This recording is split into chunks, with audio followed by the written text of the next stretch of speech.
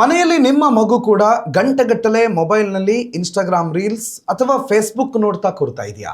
ಮಕ್ಕಳ ಕೈಯಿಂದ ಫೋನ್ ಕಸಿದುಕೊಳ್ಳೋದಕ್ಕೆ ನೀವು ಹರಸಾಹಸ ಪಡ್ತಿದ್ದೀರಾ? ಹಾಗಾದ್ರೆ ಈ ವಿಡಿಯೋವನ್ನ ತಪ್ಪದೆ ನೋಡಿ.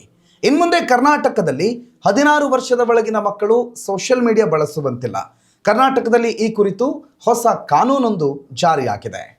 ರಾಜ್ಯದಲ್ಲಿ ಮಕ್ಕಳ ಭವಿಷ್ಯ ಮತ್ತು ಮಾನಸಿಕ ಆರೋಗ್ಯದ ದೃಷ್ಟಿಯಿಂದ ಮುಖ್ಯಮಂತ್ರಿ ಸಿದ್ದರಾಮಯ್ಯ ಅವರು ಬಜೆಟ್ನಲ್ಲಿ ಮಕ್ಕಳಿಗೆ ಸೋಷಿಯಲ್ ಮೀಡಿಯಾ ಬ್ಯಾನ್ ಮಾಡಿ ಘೋಷಣೆ ಮಾಡಿದ್ದಾರೆ. ದೇಶದಲ್ಲಿಯೇ ಮೊದಲ ಬಾರಿಗೆ ಕರ್ನಾಟಕ ರಾಜ್ಯ ಇಂಥ ಕಾನೂನೊಂದನ್ನು ಜಾರಿ ಮಾಡುತ್ತಿದೆ. ಇಂದಿನ ಡಿಜಿಟಲ್ ಯುಗದಲ್ಲಿ ಮಕ್ಕಳು ಸಾಮಾಜಿಕ ಜಾಲತಾಣಗಳ ವ್ಯಸನಕ್ಕೆ ಬಲಿಯಾಗ್ತಿದ್ದಾರೆ. ಇದು ಅವರ ಓದು, ಸಂಸ್ಕೃತಿ ಮತ್ತು ಮಾನಸಿಕ ಬೆಳವಣಿಗೆಯ ಮೇಲೆ ಗಂಭೀರ ಪರಿಣಾಮ ಬೀರ್ತಿದೆ.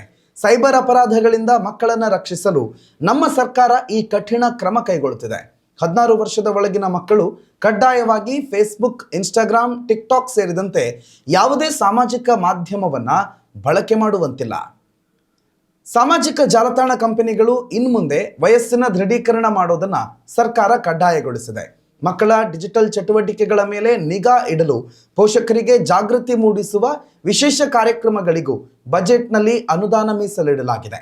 ಇತ್ತೀಚಿನ ವರ್ಷಗಳಲ್ಲಿ ಮಕ್ಕಳಲ್ಲಿ ಹೆಚ್ಚುತ್ತಿರುವ online gaming craze, cyber bullying ಮತ್ತು ಖಿನ್ನತೆಯ ಪ್ರಕರಣಗಳನ್ನು ಗಮನಿಸಿ ಸರ್ಕಾರ ಈ ನಿರ್ಧಾರಕ್ಕೆ ಬಂದಿದೆ.